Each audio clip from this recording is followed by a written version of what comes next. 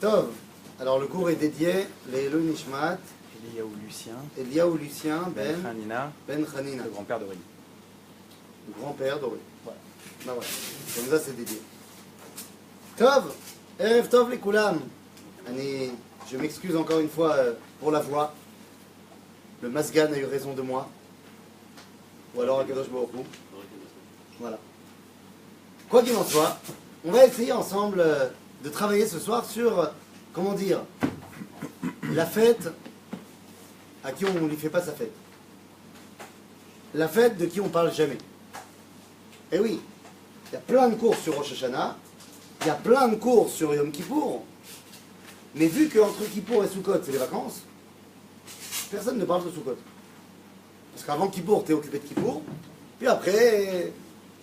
Donc ce soir, on a décidé qu'on allait parler de Chag HaSukkot. C'est-à-dire? Alors on y va. C'est parti. Pour parler de Chag HaSukkot et de voir un petit peu quelle est l'ambiance de cette fête extraordinaire, en fait, on va commencer par parler d'un truc qui n'a rien à voir. Comme d'hab. Le truc qui n'a rien à voir, c'est la première Mishnah de Pirkei Avot. C'est-à-dire? Nous dit la Mishnah comme ça, vous la connaissez. Moshe kibel Torah misinai, umsara li Yoshua, ויהושע לזקנים, וזקנים לנביאים, ונביאים מסרוה לאנשי כנסת הגדולה. On pourrait rester une heure juste sur cette Mishnah. Pour expliquer qu'est-ce que ça veut dire, Moshe Kibel Torah, Mazé Misinai, qu'est-ce que ça veut dire Umsara Leoshua, que Kol Messira, c'est une perte. Mais c'est pas de ça qu'on va parler ce soir. Ce soir, ce qui m'intéresse, c'est que donc Moshe il a donné à Yoshua, Yoshua Oskenim, Neviim, Anshei Knesset Agdola.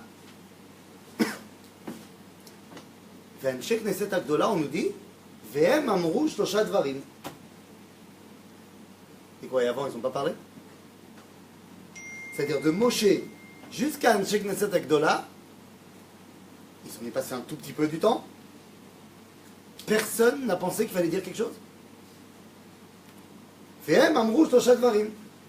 Lama. Makara.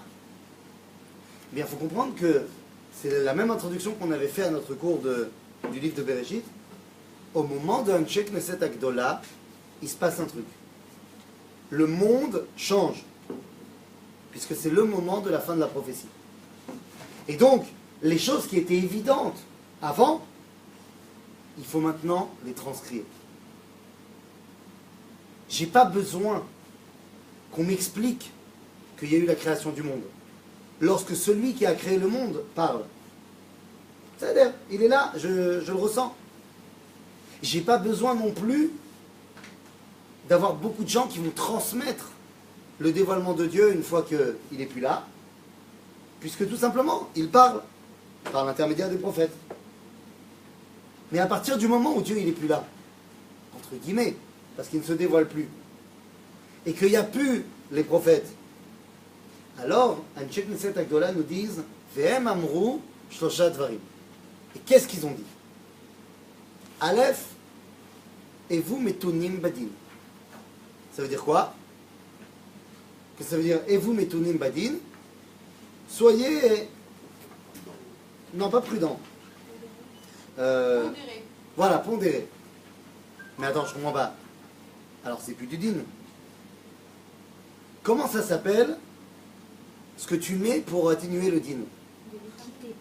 Indulgence. Pas l'équité. Indulgence. L'équité, non. L'équité, c'est équitable. C'est du digne. Indulgence. Alors, tu l'as dit. Quelqu'un l'a dit. Indulgence. En hébreu. Rachamim. Rachamim. D'accord. Midat Rachamim. Midat Rachamim, c'est la Mida qui a créé le monde. Vous vous rappelez ce qu'on a dit? Que le monde ne pouvait pas tenir les Midat Adin, donc Dieu il lui a donné le temps, Midat Rachamim. En d'autres termes, Mazé vous metunim badin, ça veut dire faites preuve de Midat Rachamim. C'est donc en rapport avec la création du monde. Ensuite, on nous dit Ve'emidu talmidim arbe. Mazé ve'emidu talmidim arbe. Pourquoi avant il n'y a pas besoin de dire ça? Parce qu'avant, il y a Yoshua, Vaskenim, Vanvim. J'ai pas besoin de beaucoup de Talmidim. Si je veux savoir ce que Dieu il veut, qu'est-ce que je fais? Je vais sur le site du Navi, du prophète, et voilà, je lui demande qu'est-ce que Dieu veut. Maintenant qu'il n'y a plus, Ve'emidu talmidim arbe. Faites beaucoup d'élèves. Mais ce sur quoi on va se concentrer ce soir, c'est la troisième chose. Ve'asu siyag la Torah. Et faites des barrières à la Torah. C'est quoi cette histoire? C'est-à-dire quoi faire des barrières à la Torah? Rajouter des trucs qui ne sont pas marqués dans la Torah. Pourquoi il faut faire ça? Ça vous va? On rajoute des trucs qui ne sont pas marqués dans la Torah? C'est déjà assez compliqué comme ça. Et comment on appelle ça? Un truc que les rabbins ils ont rajouté. Une mitzvah. Des rabbanan. Maintenant soyons honnêtes. Entre nous. On n'aurait pas tendance à dire que mitzvah de Horaïta c'est là. Et mitzvah des rabbanan c'est pas là. On est d'accord? Nahon a tendance à penser ça? Alors d'après le Rambam on n'a pas le droit de penser ça. Parce que d'après le Rambam il n'y a pas, ça n'existe pas mitzvah des rabbanan. Pourquoi? Parce qu'il dit tu as une mitzvah de Horaïta d'écouter les rabbins. Donc ça n'existe pas. Bon, c'est-à-dire. Mais si on n'est pas le Rambam, ce que je veux vous dire à la fin du cours, c'est que mitzvah des rabbanan, si mitzvah de Horaïta c'est là, mitzvah des rabbanan c'est au moins là. Et on va voir de quoi on parle. C'est-à-dire, gardez ça en réserve, notre ve'asu siyag la Torah, et maintenant venez, on va rentrer. Parce que si on a commencé à parler de barrières, de siyagim, et qu'on veut comprendre de quoi on parle, eh bien il faut qu'on revienne à l'origine. Alors revenons au tout premier siyag de l'histoire. On l'a déjà étudié une fois ensemble, donc ça devrait être facile, on va aller vite là-dessus. C'est quoi le premier siyag de l'histoire? La première khumra de l'univers.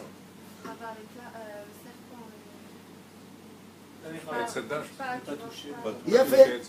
En fait, la première Xéra des Rabbanan, c'est une Xéra des Rabbanites. C'est une meuf. Premier siyag de l'histoire, c'est Chava, qui va dire quoi? Alors que Dieu avait interdit de manger de l'arbre, de la connaissance du bien et du mal, elle va faire un interdit en plus, elle va dire qu'il ne faut pas toucher. Et c'est la source numéro 2. ותאמר האישה אל הנחש, מפרי עץ הגן נאכל, ומפרי העץ אשר בתוך הגן, אמר אלוהים לא תאכלו ממנו, ולא תיגעו בו, פן תמותו. Adam qui le dit. Il a dit quoi? Non.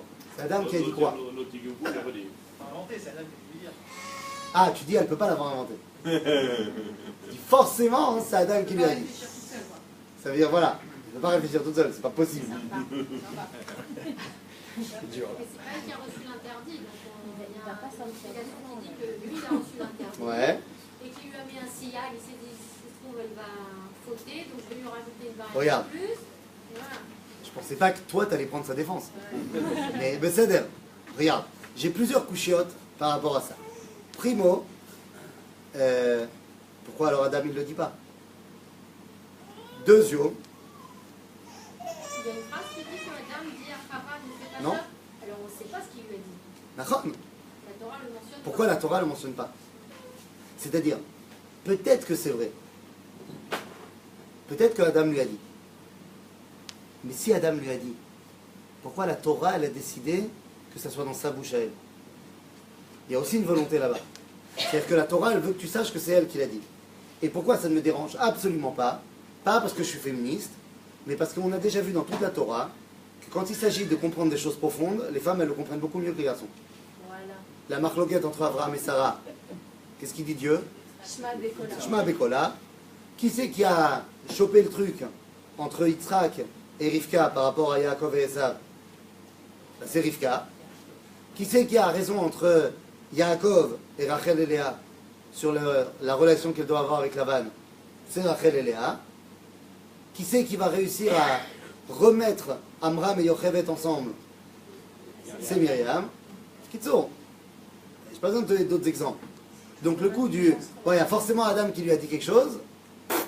Oh, sheken, oh, shelo. C'est le serpent qui s'adressait à Chava. Non, le serpent, il s'adressait à une barrière. Le serpent, il lui a pas dit, faut pas toucher. Non, non. Il a dit, pourquoi tu manges pas? Non, mais de Oui. manière implicite. Quoi? Comme l'ordre de Dieu, c'était De ne pas manger. de ne pas manger, mais c'est s'adresser à Adam. Et que là, ça vient de la bouche de Chava, on en déduit de manière implicite que Adam a dit qu'il était fait. Ben oui, moi j'en déduis de manière totalement implicite, mais je sais pas, ça m'a l'air un tout petit peu logique, que si Dieu a dit à Adam, tu manges pas, j'imagine qu'Adam a dit à sa Chava, on mange pas. Non, il lui a dit. Pas touché. Encore une fois, tu as vu que c'était marqué ça? Que Adam il a dit à Chava de pas toucher? Est-ce qu'il n'y aurait pas une histoire? Il n'y a pas marqué. Maintenant, moi je sais pas, peut-être que je suis totalement illogique, mais si Dieu il a dit à Adam, tu dois pas faire A, j'imagine qu'il a transmis à Chava qu'il faut pas faire A. C'est plus logique de dire que la femme était illogique que l'homme était illogique. Attends, pourquoi tu veux qu'elle soit illogique?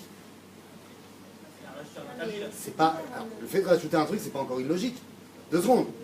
Mais là, vous êtes en train de me pousser dans l'illogisme, le plus pur, c'est que comme c'est marqué que la femme, elle a rajouté un truc, c'est forcément que l'homme, il lui a dit de rajouter. Mais on va où? Mais non, C'est absurde. L'homme, il est binaire. La femme, elle réfléchit. Tous les Ça, exemples que tu as donnés, ça c'est c'était- du féminisme mal placé. c'est de la L'homme déduction. aussi, des fois, il a le droit d'avoir des pensées. Oui, mais c'est de Je la veux bien déduction. prendre ta défense, mais bon, faut pas. C'est juste de la déduction. Tous les exemples que tu as donnés Ouais. de Sarah, Nahor. Yitzhak, Rachel, Léa, à chaque fois, il y avait un enjeu relationnel. D'accord. Donc c'est à chaque fois la femme, il y avait comme l'intelligence du cœur qui est entrée en jeu. Donc, si Chava elle a rajouté ça, c'est qu'il y a certainement un enjeu relationnel, une intelligence du cœur. Il y a un enjeu évident. C'est comment est-ce qu'à Kadosh Baruch Hu, on va le dévoiler sur Terre. C'est un enjeu pas mal. Donc on est bien dans la relation entre Dieu et l'homme. Bien sûr. Donc on est dans le relationnel. J'ai aucun problème. Mais je suis vais même pas. Non, il n'y a pas de problème. Mais je vais pas aller aussi loin. Je vois pas pourquoi on doit chercher si loin. Il y a marqué dans la Torah que Chava, elle a dit qu'on touche pas. Oui. Encore une petite objection. Oui. C'est-à-dire que Mais objection à quoi? Pour l'instant, j'ai rien dit de fou. Hein. c'est dans C'est pas moi qui ai écrit la Torah. Le Oui. verset ne devrait pas se terminer Pentemutu. Pourquoi? Parce que si c'était une interprétation qu'elle faisait Ouais. de ce que lui a dit Adam, Ouais. que Adam n'ait rien dit de plus, Ouais. alors elle ne dirait pas que l'autre dit Kubo Pentemutu. Alors, il dit quoi? Elle a fait un. Attends, je comprends pas. Elle mettrait pas la. Je comprends pas. la- Elle a fait la- un interdit en plus. Mais, Elle a. mais Oui. quand tu fais un interdit supplémentaire, Eh ben. tu n'ajoutes pas la peine de cet interdit que tu viens d'ajouter. Non, mais attends, C'est la ça que peine. je disais. Non, non, attends, la peine à la base, elle est donnée sur le fait de ne pas manger. Dieu, il a dit, si tu manges, tu vas mourir. Elle a juste rajouté, ah, tu manges pas, quoi. Elle a rajouté, tu touches pas. Après, la peine, elle a gardé la même.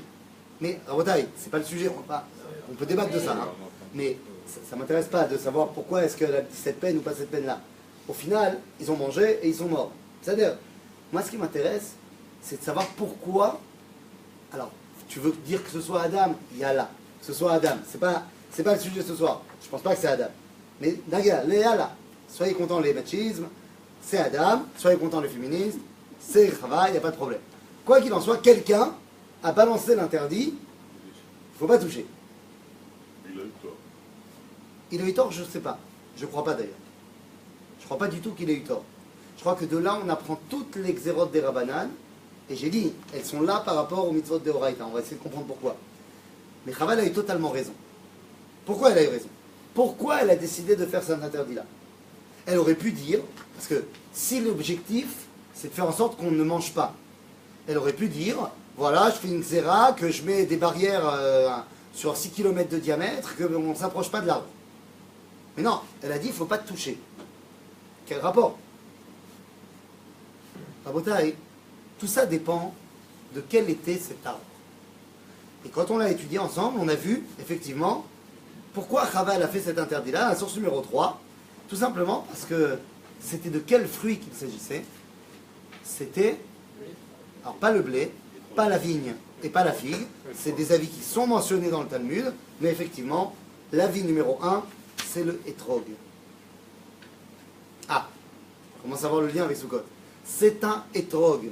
Alors, ok, c'est un hétrog, je veux bien, Mais alors pourquoi elle a décidé de ne pas toucher? Eh bien, tout simplement parce que Chava avait étudié la Gemara. Eh oui. Et elle avait bien vu dans la Gemara, dans le traité de Rosh Hashanah, ici dans la source numéro 4, que Etrog Kashia le Yada. Vous avez déjà vu quelqu'un qui choisit un Etrog? Passer le pont, de l'autre côté, à Bnei-Brak. Avec des loupes, là. Et aller voir. Alors, c'est pas seulement les loupes. Comment ils tiennent le Etrog quand ils regardent? C'est-à-dire du bout des doigts. Genre pas. Pourquoi? Parce que à Etrog caché la yada. Nous dit la Gemara, Rashi dit que mishmush à Etrog, le fait de toucher le Etrog, ça le détériore. Ça lui fait ce qu'on appelle en arabe un bletlar.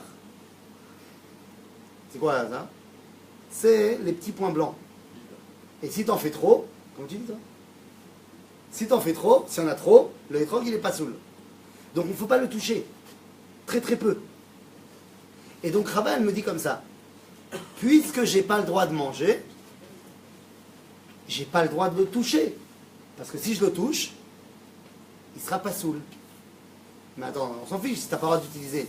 Mais non, parce que Chava elle savait très bien que l'interdit de le manger, il est que temporaire. Et oui, rappelez-vous, qu'est-ce que Dieu il a ordonné de manger? On l'a pas étudié encore dans le livre de Bereshit, mais on l'a étudié ensemble quand on a fait Tou Bishvat.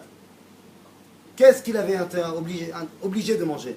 Il y avait marqué là-bas dans le Pasuk, Vayetzav Hashem Elohim el Adam Mikol et Sagan Achol Tochel. Tu dois manger de tous les arbres. Et il y a un autre verset qui te dit, de l'arbre de la connaissance, tu ne dois pas manger. Contradiction. Or, on sait que lorsqu'il y a une mitzvah tassée qui contredit l'autre assez, c'est la assez qui gagne. Et on m'a posé la question ce matin, est-ce qu'on peut faire une Brit Mila à Kippour? Réponse, oui. Alors qu'on n'a pas le droit de faire couper, de faire verser le sang à Kippour et tout ça. Brit Mila, oui. Donc ça veut dire qu'il faut manger. Nachon, Dieu il a dit, si tu manges, tu meurs. Et comme tu n'as pas le droit de mourir, il faut prendre un antidote contre la mort. C'est bien. C'est quoi l'antidote contre la mort? Je vous rappelle que dans le jardin d'Éden, il y a l'arbre de la connaissance du bien et du mal, mais il y a un autre arbre sympa. Etz HaChaim. Si je mange Etz HaChaim, tout va bien. L'arbre de la vie. Ah. Donc le problème, c'est qu'il faut d'abord que je mange l'arbre de la vie, et ensuite l'arbre de la connaissance. Rabotai, Chava, elle a compris qu'on ne peut pas encore le manger, donc on ne le touche pas pour ne pas le détériorer. Quand est-ce qu'on va pouvoir le manger? Quand on aura reçu Etz HaChaim. Bah ok. Quand est-ce qu'on reçoit Etz HaChaim? C'est quoi Etz HaChaim? Qu'est-ce que c'est la source numéro 5? Etz HaChaim hi la machazik imba. C'est la Torah. Quand est-ce qu'on reçoit la Torah? À Shavuot. Vadaï Shelo. Car tu te rappelles qu'à Shavuot on a pas reçu la Torah. Ah, il a fait. Yom HaKippourim. Yom HaKippourim, c'est le moment où Moshe redescend avec les deuxièmes tables et la Torah. Donc ça veut dire quoi? Ça veut dire qu'à Yom Kippour, j'ai reçu Etz HaChaim. J'ai mangé Etz HaChaim. C'est bon. Puisque j'ai mangé Etz HaChaim, je peux m'attaquer à Etz HaDaat. Et donc, c'est pour ça que la première chose que je fais après Kippour, c'est d'annuler la Xéra des Rabbanites. Eh oui, c'est quoi la première mitzvah que je fais après Kippour? Ul kartem lachem priet sadar. Je prends le hétrog dans la main. J'annule la Xéra de Chava. Ah oui, pourquoi? Parce que Chava, elle a étudié Rav Moshe Feinstein sur le Chalav Nochi, bien sûr. Et elle sait très bien que s'il y a une Xéra Trachamim, mais qu'il n'y a plus le tam de la Xéra, alors ça tombe. Elle a fait une Xéra parce qu'on n'avait pas le droit de manger. Mais puisque maintenant, on a reçu Etz HaChaim, il n'y a plus besoin de faire la Xéra.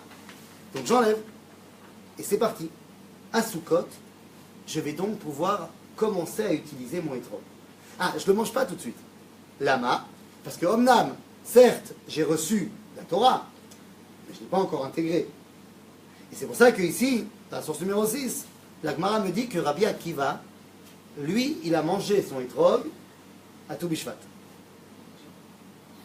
Oui? Je comprends le machin, mais pas le mouchat. Après, je comprends pas ce que ça veut dire. Ça veut dire quoi que cette comparaison entre Kippour et Sukkot et Etz HaChaim et Etz HaDaat? Ah, Etz HaChaim, c'est la Torah. comprends la comparaison, mais là, Ok. c'est quoi, Ça veut dire qu'à partir de Sukkot, on peut se remplir de Etz Hadat. Tout simplement. Alors, pas véritablement, on ne le mange pas encore, on ne mangera que à Tobi Shvat. c'est quoi, Etz Hadat? Etz Hadat, Tov Vara. Pardon? Etz Hadat, Tov Vara. C'est la faculté d'être, comme il dit le Nachash, comme Dieu. C'est-à-dire de faire la différence entre le bien et le mal. C'est ça le Etz Hadat. En quoi le hétrog, le fruit lui-même, qui tam etzov et tam perio shavim. Parce que le goût de l'arbre et le goût du fruit, c'est le même. C'est-à-dire que tu reviens à l'origine des causes et des conséquences, c'est les mêmes. En d'autres termes, tu reviens à la création. Tu reviens à Kadosh Baruch Hu. C'est-à-dire ça va monter. Mais c'est pas pour ça que ça m'intéresse. On ne fait pas un cours sur Tobi Shvat. Par contre, ce qui oui m'intéresse, c'est une autre chose. C'est que tout ça veut dire quoi? Veut dire que tout a commencé par un interdit en plus, par une prise de position de l'homme sur comment il faut dévoiler la volonté d'Akadosh Baruch Hu. Et tout ça, ça passe par Sukkot. Il semblerait que c'est à Sukkot que l'homme, il prend conscience que lui, il a son mot à dire dans la façon de dévoiler Dieu dans le monde. Que tant que tu n'es pas arrivé à Sukkot, tu ne peux pas prendre cette conscience-là. Mais qu'est-ce que ça veut dire? Eh bien, les amis, ça fait maintenant, allez, presque 1000 ans que le peuple juif a pris une décision. 1000 ans que le peuple juif a pris une décision qu'on coupe les parachutes de la Torah de telle façon que dans tout le peuple juif, on finit la Torah chaque année. C'était pas comme ça avant. En Israël, on terminait la Torah tous les 3 ans et demi. Mais là, depuis à peu près 1000 ans, on termine la Torah tous les ans. Et on a fait en sorte que quelle est la paracha qu'on va lire à Sukkot, c'est celle qui va terminer la Torah. À savoir quoi? Vezot HaBeracha. Alors vous allez me dire, mais non, on l'a lu à Simchat Torah. Vous allez voir que je vais vous prouver qu'on l'a lu à Sukkot. Même si on l'a lu à Simchat Torah. On l'a lu à Sukkot. Mais d'abord, c'est quoi cette paracha? Pourquoi on a décidé que c'était celle-là? Qu'est-ce qu'elle vient nous donner? Regardez ce que dit la Torah. Vezot HaBeracha asher berach Moshe isha Elohim et bnei Israël lifnei moto. Voilà la bracha que Moshe donne au peuple juif. Ben, c'est quoi la bracha? C'est quoi cette bracha que Moshe donne au peuple juif? C'est quoi? Toute la Torah? La bracha, c'est pas une bracha. C'est quoi la Torah de Vezot HaBeracha? La bracha de Vezot HaBeracha. Alors on pourrait dire, c'est les brachot qu'il va donner à chaque tribu. Ça marche pas. Parce que ça, c'est la bracha qu'il va donner à chaque tribu.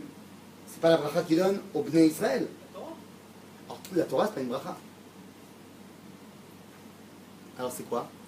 Eh bien tout simplement, il faut lire le verset. C'est la suite du verset. La suite du verset, c'est la bracha.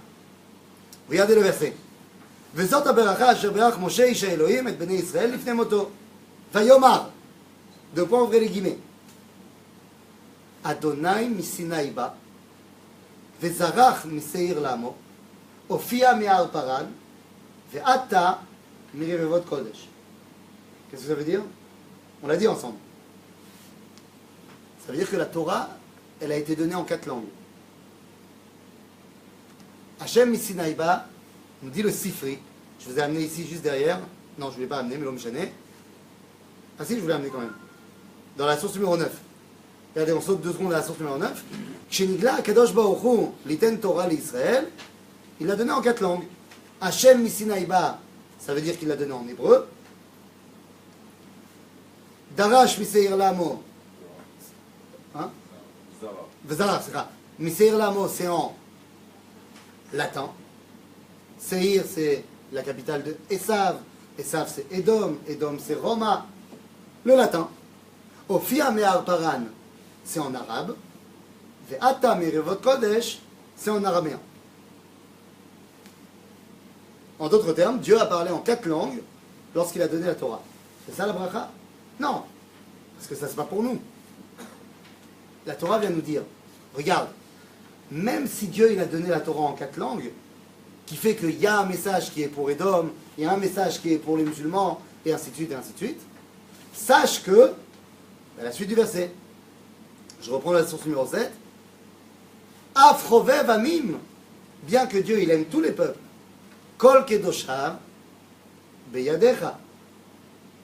C'est toi, c'est qui toi? Le peuple juif. Ve'em tuko leraglecha. Et s'ils veulent comprendre, ils doivent suivre tes chemins, tes pieds. Yissa midaberotecha. C'est toi qui vas l'enseigner. Et tu vas enseigner quoi? Ben la bracha que je te donne maintenant. Torah tziva lanu Moshe morasha keilat Yaakov. En d'autres termes, la Torah, elle est ta possession. Toi, le peuple juif. À tel point que vous vous rappelez ce qui a marqué ici, dans la source numéro 10. Premier Rashi de la Torah. Rashi dit En amikra hazeh omer ela dorsheni. Qu'est-ce que c'est dorsheni? Il faut m'expliquer. Seulement, là je vous ai mis un point après dorsheni. Parce que c'est comme ça qu'il y a ponctué dans tous les Rashis. Mais le Rav Rothenberg de Paris, on l'avait dit, lui il dit qu'il faut déplacer le point. Il dit En amikra hazeh omer ela dorsheni que Moshe darshu chazal. En d'autres termes, tu veux comprendre c'est quoi le message de la Torah? C'est la façon de Chazal. C'est-à-dire c'est la façon juive. Et qu'est-ce que ça veut dire? Ça veut dire que qui est celui qui peut dévoiler le message de la Torah? Am Israël. Et Rabotai, ça veut dire quoi ça? C'est quoi cette bracha? C'est une évidence. Ça me paraît évident après 5 livres de la Torah que celui qui doit transmettre la parole de Dieu, c'est Am Israël. Alors en quoi il y a une bracha particulière de Moshe? Eh bien, je reviens à la source numéro 8. Le prix de Tzadik, Rabbi Tzadok HaKohen de Lublin, il dit quelque chose d'extraordinaire. La bracha de Moshe, c'est de dire qu'à partir de maintenant, Moshe leur dit au peuple juif, voilà, dans 5 minutes, je meurs. Jusqu'à maintenant, c'était moi la Torah. Quand il y avait une question, vous veniez me voir moi. À partir de maintenant, vous savez qui c'est la Torah? C'est toi. Toi, et toi, et toi, et toi, et toi, et toi. N'importe qui ne peut pas être Cohen. T'es né Cohen, t'es Cohen. C'est-à-dire. N'importe qui ne peut pas être Lévi. T'es Lévi, t'es Lévi. Alors, est-ce qu'il y a une règle pour devenir Talmid Chacham? Est-ce qu'il y a une règle pour devenir rabbin? Est-ce qu'il y a une règle pour étudier la Torah? Non. Kol misherotze litol, yavo veid. Tout celui qui veut s'approprier la couronne de la Torah, il peut. Moshe vient nous dire, le Pri Tzadik qui nous dit, la bracha de Moshe, c'est de dire à partir de maintenant, vous êtes les détenteurs de la Torah. Vous vous rendez compte de ce que ça veut dire? Ça veut dire que Am Israël va maintenant être celui qui détermine quand c'est Torah et quand ça l'est pas. Et nous, on lit ça quand? La tradition d'Israël a dit qu'on lisait ça à Sukkot. Oui. Pourquoi on passe par Yoshua si on aurait dû directement sauter chez Knesset? Oh, il a fait. Je reviens à la première Mishnah de Pirkei Avot. Moshe kibel Torah mi Sinaï. Et tu sais à qui il l'a donné après? Au peuple juif. Donc ça veut dire quoi? Yoshua. Parce que c'est qui Yoshua à ce moment-là? C'est quoi son boulot? Melech. C'est le chef du peuple. Yoshua, l'Askenim. On est à l'époque des Shoftim. Il n'y a plus de chef du peuple. Askenim, c'est le chef du peuple. Uskenim, la Nevi'im. Les Nevi'im, je te rappelle. Non, mais comment il y a marqué dans chaque. Dès qu'on parle de chaque prophète, dans le Tanakh, on nous dit Divrei Ishayahu ben Amot, Asher Chaza al Yerushalayim, Bimeh Malché, blablabla. C'est-à-dire qu'ils sont les représentants du peuple, en fonction du roi qui est à ce moment-là. En d'autres termes, Moshe, il n'avait pas assez d'encre. Donc il a écrit en mode texto. Mais s'il avait eu de l'encre, il aurait marqué Moshe kibel Torah mi Sinaï, Umsara li Yoshua Shehu Melech Israël velachen hanatzik shel hauma. C'est trop long. Alors il a dit Umsara li Yoshua. D'accord? En d'autres termes, maintenant la Torah elle est dans mes mains. C'est moi qui décide. Alors évidemment, c'est moi qui décide, faut que j'ai mangé un petit peu de soupe. Il faut que je sois devenu quelqu'un qui connaisse un minimum la Torah. Mais n'importe qui peut être ce quelqu'un. Et je vais vous dire mieux que ça. Et si jamais, à un moment donné, tous les rabbins, ils n'arrivent pas à trancher sur un point. Ils sont réunis, il y a une question, on n'a pas la réponse. Qu'est-ce que la halakha me dit de faire? Un quoi?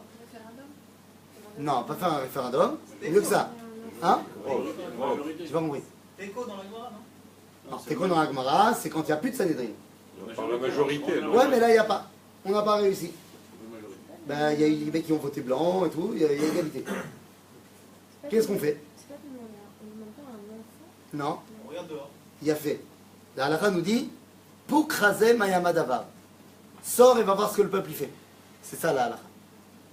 Leur demande pas, regarde-les faire. Maintenant, d'où est-ce qu'on a appris ça? D'où est-ce qu'on a appris va voir le peuple? Quoi, Titi? Un cas où on a perdu le Téhéret Et eux, ils ont mis le trélet, mais c'est pas de là qu'on a appris. Tu as raison, c'est un cas qui montre ça. Mais il y a un cas duquel on a appris ça. La Gemara, elle nous amène, regardez, je ne sais pas si je voulais amener. Non, je ne voulais pas amener l'homme, mais je n'ai. La Gemara nous amène un cas, comme de par hasard, lié à la fête de Sukkot. Il y avait une machloket avec les Baïtoussim, les Tzdukim, les Sadducéens, qui ne croyaient pas en quoi? Comme de par hasard, en la Torah Shebéalpé. Qui ne croyaient pas en la capacité du peuple juif d'être Torah. Et donc ils ont dit, il y a un truc que les rabbins ils ont rajouté, ça s'appelle Mouktsé. Rendre Mouktsé Shabbat. Eux ils n'y croyaient pas. Et il y a un jour où Oshana Rabbah, ça tombait Shabbat. Alors qu'est-ce qu'ils ont fait tous les juifs? Ils ont amené leur Arava, le sol, ils ne pouvaient pas le prendre avec eux pendant Shabbat, c'est Mouktsé. Alors qu'est-ce qu'ils ont fait? Ils l'ont préparé, ils l'ont amené au Beth Amikdash la veille. Chacun ils ont mis dans leur sachet avec leur nom et tout ce que tu veux. Ils sont partis faire Shabbat à la maison. Ils allaient revenir le lendemain pour faire Oshana Rabbah. Pendant la nuit, les Baïtoussim, ils se sont faufilés dans le Beth Amikdash et ils ont mis des pierres sur les haravot. Pourquoi? Parce que la pierre c'est Mouktsé, d'après eux. Et là les rabbins ils ont vu ça. Ils se sont dit mais qu'est-ce qu'on va faire? Mais qu'est-ce qu'on va faire? Si on dit aux gens qu'on peut enlever les pierres, alors les gens ils vont commencer à mépriser Mouktsé. Et si on leur dit de ne pas enlever les pierres, c'est Mouktsé, les gens ils vont mépriser la mitzvah de Harava. Alors qu'est-ce qu'on va faire? Et qu'est-ce qu'ils ont fait les rabbins? Rien. Les Bnei Israël sont arrivés, ils ont bougé les pierres, et ils ont pris les Haravot. La Gemara a dit, s'il n'y avait pas eu ces gens-là, le monde aurait été détruit. Genre, heureusement qu'il y avait des mecs comme ça. Vous ne connaissez pas la lama. Qui? Qui ne connaissait pas la lama? Les gens, tu dis? Ah, ils ne connaissaient pas la halakha. Si, ils connaissaient la- Ce qu'ils ont fait, c'est la halakha. Tu comprends? Am Israël, ce qu'il fait, c'est la halakha. L'instinct, c'est la halakha dans ces cas-là. L'instinct de qui? Pas de toi et moi. Du peuple juif. Regarde, par exemple, il y a pas longtemps, On se base sur la naïveté du peuple. ou la profondeur, c'est comme tu veux. Comme Nathan, ils ne connaissaient pas la halakha, ils ont enlevé les pierres alors que s'ils l'avaient su, bon, c'est on prend pas. Ah, donc toi tu dis que Mouktsé c'est plus important que Mitzvah Harava. Non, mais Ah. la halakha le dit, oui, non? Ben non, la halakha, les rabbins ils ne savaient pas. D'accord. Comment tu peux dire la halakha elle dit comme ça? Eux, les rabbins qui font la halakha, ils ne savaient pas. Et toi tu sais mieux. Am Israël il a dit la halakha c'est qu'on prend les haravot. Point. Il faut comprendre de quoi on parle. D'habitude, tu n'écoutes pas les rabbins, tu vas voir d'abord le rabbin, tu n'écoutes pas les gens, tu vas voir d'abord les rabbins. Mais les rabbins, ils sont tellement grands qu'ils sont capables de dire quand on ne sait pas, on écoute le peuple. Mais attention, ça veut dire quoi on écoute le peuple? C'est pas qu'il est naïf. Il y a quelques années, une 150aine, les rabbins, ils ont dit c'est pas très intelligent de venir en Israël. Ah, il y a des problèmes, il y a des problèmes, il y a des problèmes. Le peuple juif, il est venu. Qui avait raison? Le peuple juif. C'est El Malasot. Il y a une kedusha qui est présente dans le peuple juif. Comme l'histoire de la manne. Où quand Moshe il leur avait dit il faut faire 1, 2, 3, personne n'a écouté. Mais quand Moshe leur a pas dit ce qu'il fallait faire, Am Israël a fait exactement ce que Dieu il voulait. C'est en nous, c'est comme ça. Le mouvement réformiste, il est plus important que le mouvement. D'abord, c'est faux. Non, mais c'est-à-dire que réagir avec l'instinct et de dire, bon, bah, c'est peut-être mieux, ça a des limites. Il y a fait méthode. Le mouvement réformiste, à un moment donné, il peut devenir l'instinct. Non, pour une raison simple. Le mouvement réformiste, il ne fonctionne pas à l'instinct. Il dit, nous, on a inventé une nouvelle halakha. C'est pas une question d'instinct. C'est, ça ne m'intéresse pas. Toute la... Le réformisme, c'est pas les tzdukim, c'est pas les sadducéens, mais c'est le même délire. C'est-à-dire, ça ne me va pas, la transmission depuis des générations, je vais faire un autre truc. Ça s'appelle un autre truc. C'est un autre truc. Ok? Rabotai, ça veut dire que la fête de Sukkot, c'est la fête où on prend conscience de la force qui est en nous. D'ailleurs, cette histoire de Hétrogim, c'est quand même bizarre.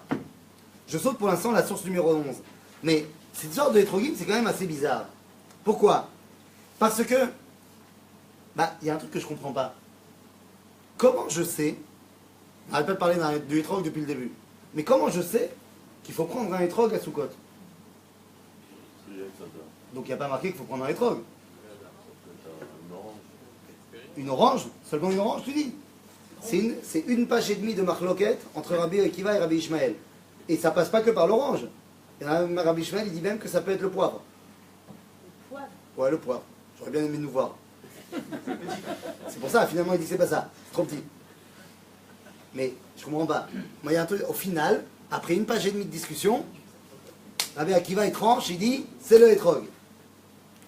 Temps mort. Et ils ont fait quoi l'année dernière? À Sukkot. Ils ont pris un hétrog. Mais d'où ils ont pris un hétrog? D'où ils savent? C'est le grand-père, il a pris un hétrog. Donc ça veut dire que qui leur a dit? Pas la halakha. Et là, Torah Sheba'al Peh. La transmission de génération en génération de la volonté de Dieu. Qui passe par qui? Par le peuple juif. Après, ça sera écrit dans la halakha. Mais c'est d'abord l'intuition profonde du peuple juif. Achav Rabotai, il y a un autre truc qui se passe. Non. Oui? Intuition, c'est un grand mot là. C'est-à-dire? Moshe, elle a été reçue dans Sinaï. Nahon, bevadaï. Moshe, il a dû prendre un étrog aussi, il peut nous la trouver, il a dû prendre un étrog. Moshe, il n'a pas pris de hétrog. Mais il a dit à Yoshua de prendre un hétrog quand il rentre en Israël. Nahon. Et est-ce que Dieu lui a dit? C'est ce qu'il y avait. Des fois oui, des fois non.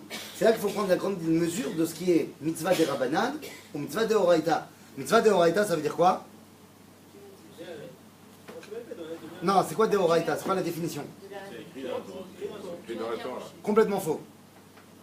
C'est Dieu a dit. Oh. C'est ce que Dieu a dit.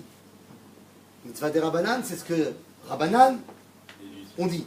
Des fois, il y a une mitzvah de Horaïta qui n'est pas marquée dans la Torah, et des fois, il y a des mitzvot de Rabbanan qui sont marquées dans la Torah. Exemple, le fait de ne pas avoir de relation intime avec sa fille, c'est mitzvah de Horaïta. C'est pas marqué dans la Torah. Alors que le fait de parler des lois de la fête pendant la fête, c'est mitzvah de Rabbanan de Moshe, c'est pas Dieu qui l'a demandé. C'est-à-dire que la Torah chez Be'al Peh, elle est où par rapport à la Torah chez Birtav? En fait, je vais vous poser une question très simple. C'est quoi la Torah chez Birtav? Techniquement, c'est quoi? Que Rabbi Shacham Torah? Le Tanakh. Tanakh. Maintenant, dis-moi un petit truc. Qui a décidé qu'est-ce qui a été Torah chez Birtav? C'est-à-dire Torah chez Be'al Peh. C'est-à-dire, c'est la Torah orale, c'est-à-dire la force du peuple juif qui dévoile la volonté de Dieu, qui a dit qu'est-ce qui était chez Birtav et qu'est-ce qui n'était pas chez Birtav. En d'autres termes, si la Birtav elle est là, la BLP elle est au moins là.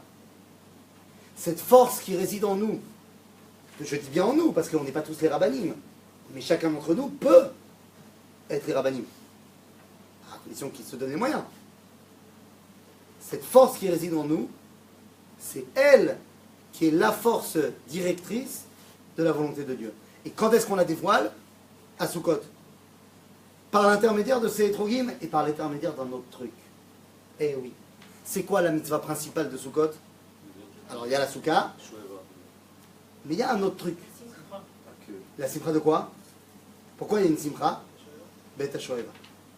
C'est quoi Bet HaShoeva? Qu'est-ce qu'on fait? On ne s'amuse pas avec de l'eau. On puise de l'eau et on en fait quoi?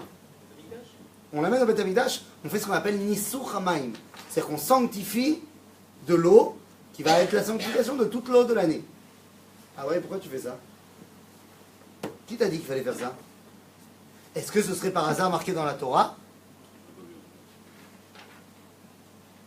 Eh bien non.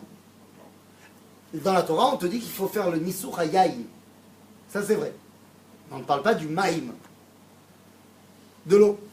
Alors d'où on a appris?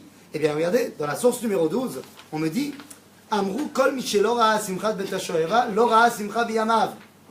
Mais qu'est-ce qu'il y avait de particulier là-bas? Le Nissur Hamaim, il n'est pas marqué dans la Torah.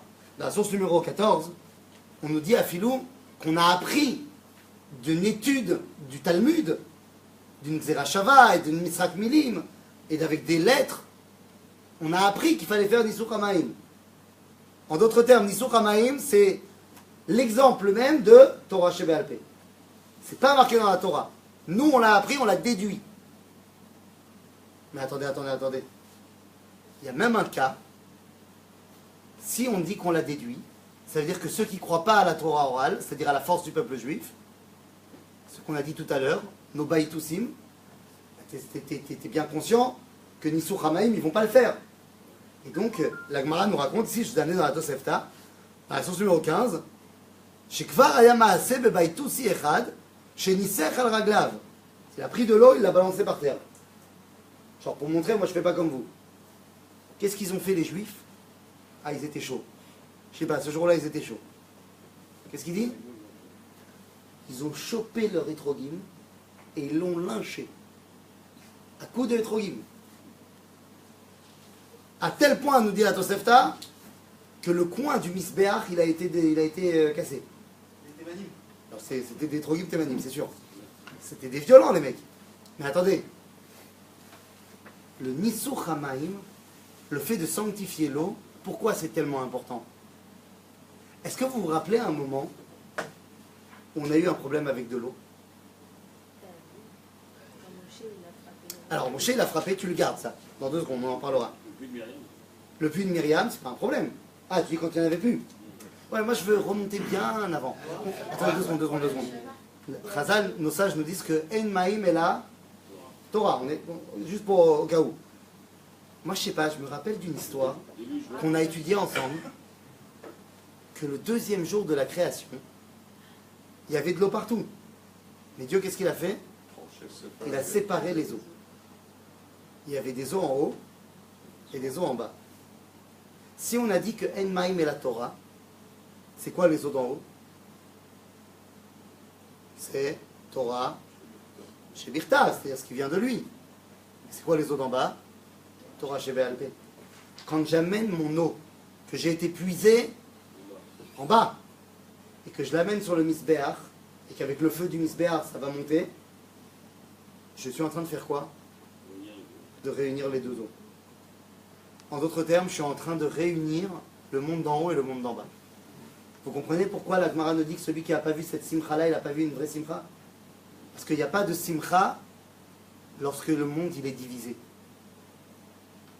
La fête de Sukkot, c'est le moment où le peuple juif il prend sur lui la responsabilité de réunir Dieu et le monde.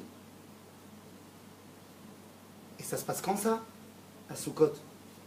Alors vous allez me dire, mais non, n'importe quoi, ça se passe pas à Sukkot. Ça se passe à Simchat Torah. Toute cette histoire-là, on lit ça à Simchat Torah. Ken Aval. Ken Aval.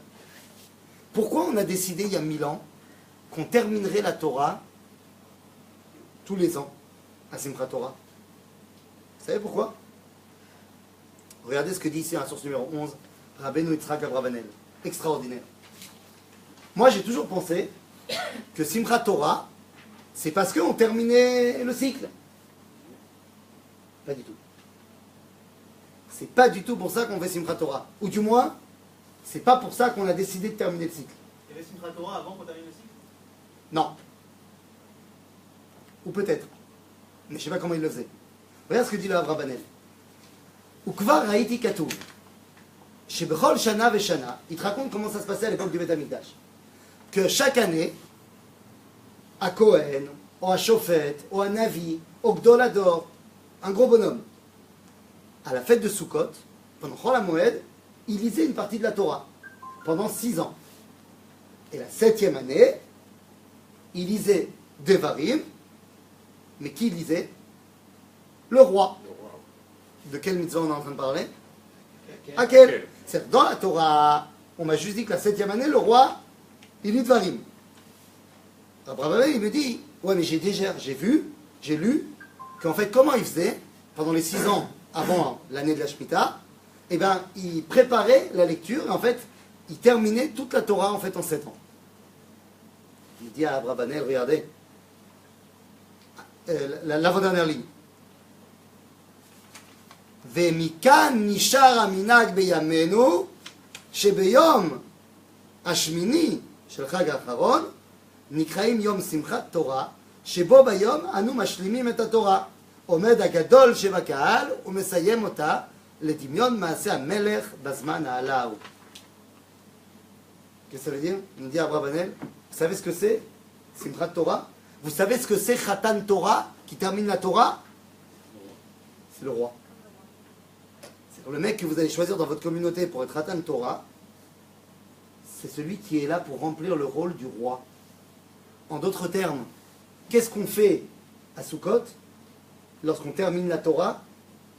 On se rappelle de quoi? De Hakel. Shavra Botaï. Cette mitzvah de Hakel, elle est fantastique. Parce que la mitzvah de Hakel, qui doit y aller? C'est quoi tout le monde? Les hommes, les femmes, les enfants. Est-ce qu'on peut trouver le jour du Hakel un babysitter? Ou une babysitter? Est-ce qu'on peut trouver? Non. Parce que kol babysitter, chez Itafes Bemilou Itafkido, il y a Anesh. Tout babysitter qui sera pris en flagrant délit de babysitting sera puni. Pourquoi? Parce que tout le monde doit être là. Mais attendez, je ne comprends pas. Est-ce que quelqu'un peut entendre quelque chose? Honnêtement. Essayez de voir, de vous balader avec une famille de 15 personnes et demandez-leur d'être en silence pendant 3 minutes. C'est pas possible. Et là, tu as tout le peuple juif. On n'entend rien, évidemment qu'on n'entend rien. Pourquoi la Torah m'a demandé que le roi il dit? C'est barour qu'on n'est pas là pour entendre ce qu'il dit. Et là, on est là pourquoi? Pourquoi? Pour voir le représentant du peuple juif qui dit la Torah. Pas pour entendre ce qu'il dit. Pour le voir lire la Torah. En d'autres termes, c'est le Mahamad Har Sinaï à l'envers. C'est le moment du mont Sinaï à l'envers. Au mont Sinaï, c'est Dieu qui descend vers nous. Mahamad Hakel, c'est nous qui ramenons tout vers Dieu. En d'autres termes, c'est lorsqu'on fait la jonction entre les deux mondes. Et ça se passe quand? Aujourd'hui, à Simchat Torah. Seulement c'est en souvenir de ce qu'on faisait à Sukkot. Oui? C'est un souvenir en fait, le roi, pourquoi on ne fait pas ce 7e jour pour rappeler la 7e année? Quel 7e jour? Sukkot. Ah, tu dis pourquoi on le fait à Simchat Torah? Pourquoi on fait le 8e jour alors qu'en fait ça rappelle la 7e année? Non, la 7e année, c'est pas le 7e jour. À ce moment-là, tu peux dire pourquoi est-ce qu'on ne le refait pas comme le Hakel, le 2e jour de Chol HaMoed, que le 2e jour de Sukkot. D'accord? Ça, c'est une bonne question. Parce que comme on n'a plus le Beth Amikdash, il faut que tu intègres toute la fête de Sukkot pour y arriver. Quand tu arrives au Beth Amikdash, tu as Simchat Beth HaShoeva. Nous, on l'a pas. Donc tu es obligé de passer par toute la fête de Sukkot pour arriver à Simchat Torah. Allez, on l'a peut-être déjà dit, mais tu sais bien que toutes les fêtes, elles ont un bug. Ah, et Pessah, c'est sympa. Mais moi, j'en ai marre de la matzah en carton. J'ai envie de me faire un sandwich. Je peux pas manger de pain. À Shavuot, je peux manger du pain, c'est cool, mais je suis crevé, j'ai pas dormi toute la nuit. À Rosh Hashanah, j'ai dormi, je peux manger du pain, mais je suis en flip toute la journée. À Yom Kippour, laisse tomber, je t'en parle pas. À Sukkot, j'ai mangé, j'ai bu, j'ai dormi, mais on m'a foutu dehors de la maison. Et enfin, tu arrives à une fête, ou à Kol Moutar. Shmini Atzeret, Simchat Torah. Tu as besoin de passer par ça aujourd'hui. Mais c'est quoi ce que tu vas recevoir à la fin? C'est la force du peuple juif de rassembler Dieu et les hommes. C'est exactement ça qu'on fait à la fête de Sukkot. Et c'est pour ça, ça a commencé quand? Eh bien, ça a commencé au moment où Moshe, il a transmis à Yehoshua la Torah. C'est-à-dire, il a transmis au peuple juif la capacité d'être Torah.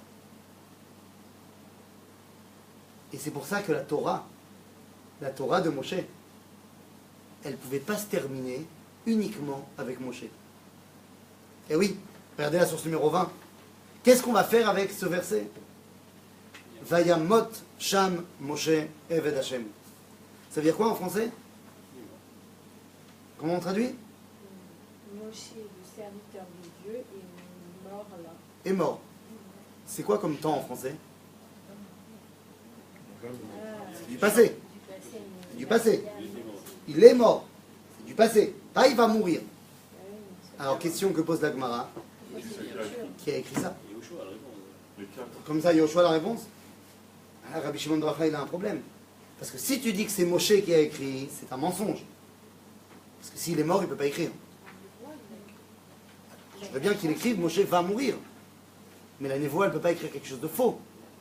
Il ne peut pas écrire et Moshe est mort au passé. Il a transmis à Yehoshua, donc c'est Yehoshua qui a Alors c'est Yehoshua qui a écrit. Le problème c'est que si tu dis qu'il y a une partie du Sefer Torah que Moshe n'a pas écrit, c'est pas soul.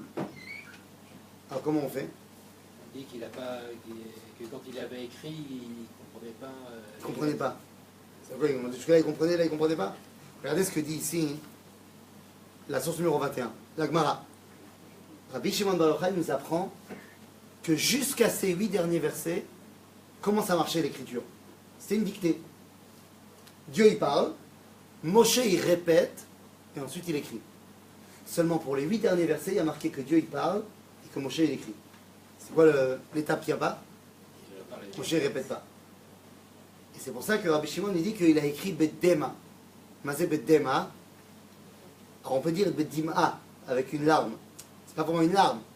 Qu'est-ce que ça fait quand tu as les yeux pleins de larmes? Tu vois pas bien. Mais Dema, ça veut dire embrouillé. Qu'est-ce qu'il a écrit? Et regardez ce que dit ici le Gaon de Vilna dans la source numéro 22. Je commence par le dire en français. Le Gaon de Vilna, il dit que tout simplement, Moshe, il a écrit Vayamot Sham Moshe. Mais il n'a pas écrit comme ça. Il a écrit Vav, Yud, Mem, Tav, Mem, Shin, He. Toutes les lettres. Attachées. Mélangées. Et Yehoshua, c'est lui qui est venu et qui a séparé les mots. Donc c'est Moshe qui a écrit. Mais Yehoshua, il a séparé les mots. Pourquoi? Parce qu'à partir du moment, et c'est ce que dit le Gaon de Vilna, Omnam yesh lefaresh ki shneim divrei Elohim chaim. Umar amar, que lui, c'est Moshe qui a écrit. Et lui, il a dit, c'est Yehoshua qui a écrit. Alors comment on fait? Ve'ata metoratz divrei Agmara, הנזכרת לעיל כי כוונת רבי שמעון, איך אפשר להיות ספר תורה חסר, אפילו אות אחת, וגם שלא להיות כשקר חס ושלום. לכך הוא אומר, עד כאן הקדוש ברוך הוא אומר, ומשה אומר וכותב. רוצה לומר שאמר משה כל תיבה ותיבה, כל מילה ומילה, כאשר הוא כתבה בידינו ובגילוי המצוות. Au début, Moshe il parlait, et donc comme ça il comprenait, il amenait cette Torah énorme à une compréhension humaine. Les 8 derniers versets, il ne les a pas. Mais Yehoshua, parce qu'il a reçu la force de maintenant être celui qui va dévoiler la parole de Dieu, c'est lui qui a coupé.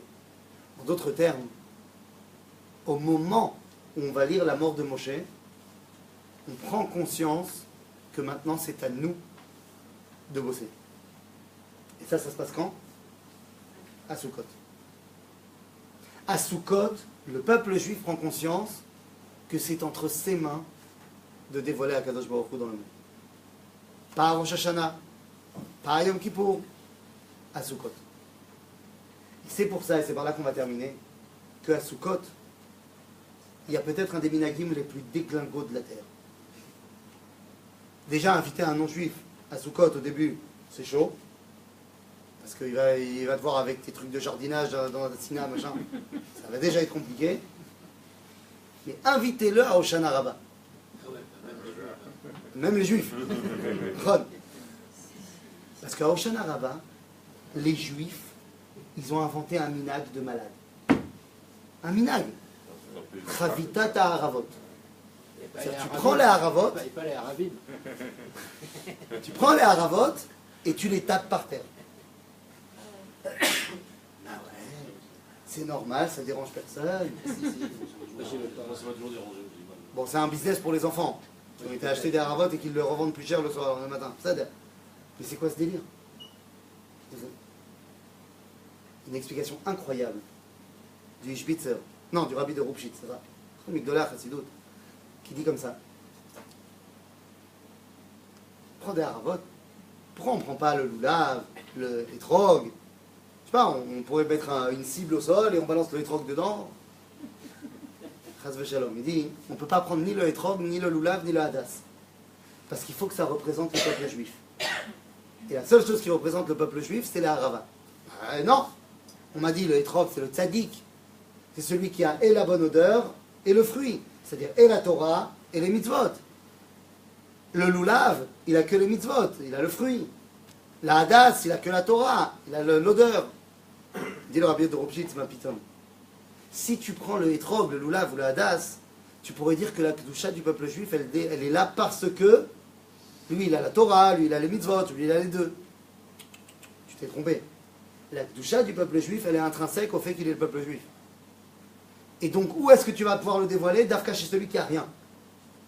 Que tu ne viennes pas penser qu'il est kadosh parce qu'il a quelque chose. Il est kadosh parce que c'est où? C'est lui. Donc tu prends les haravot et tu les tapes par terre. Pourquoi faire? Faire sortir quoi? L'eau du rocher. Pourquoi tu ris? C'est parce que tu m'as dit tout à l'heure, regarde-le dans un coin de ta tête. Rabbi de Rupshitz, il dit, c'est quand la dernière fois que vous avez vu un membre du peuple juif Taper. prendre un bout de végétal et taper sur un rocher? À ce moment-là, Moshe, il fait ça parce qu'il est obligé de le faire lui. Du moins, c'est ce qu'il pense. Il prend sur lui d'être le peuple juif. Il en a été puni. Parce qu'il n'a pas fait confiance au Ham Israël. Rabbi Rupshitz, il dit, regardez comment le peuple juif, il a décidé de faire un minag. Il a décidé de prendre la succession de Moshe.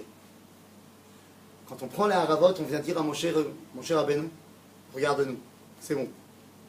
On continue. On a chacun pris nos bâtons, on va les taper sur le rocher.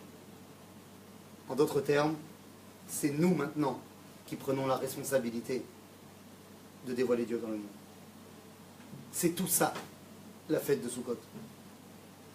Alors lorsque pour la première fois il a fallu parler, alors les Chachamim ils ont dit Ve'asu siag la Torah. C'est-à-dire, pas mettez des barrières, genre soyez lourds, mais soyez ceux qui sont capables de parler en plus de ce que la Torah elle a dit. Soyez ceux qui sont capables de dire Yesh Torah shebirtav, ve'yesh Torah shebe'al peh. Et le plus important dans tout ça, c'est que c'est qui ce soyez ceux qui vont le faire? C'est qui ces gens-là? C'est tout le monde. Chacun d'entre nous peut être celui qui va mettre une autre pierre à l'édifice qui s'appelle la Torah shebe'al peh.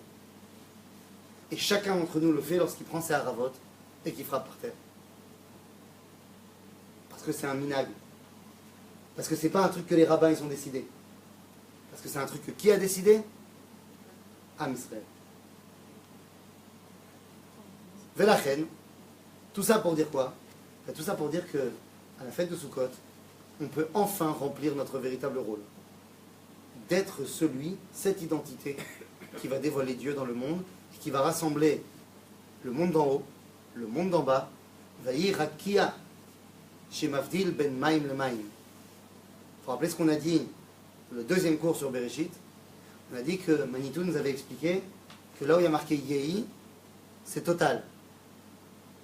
C'est-à-dire qu'il y a une présence dans tous les jours du monde.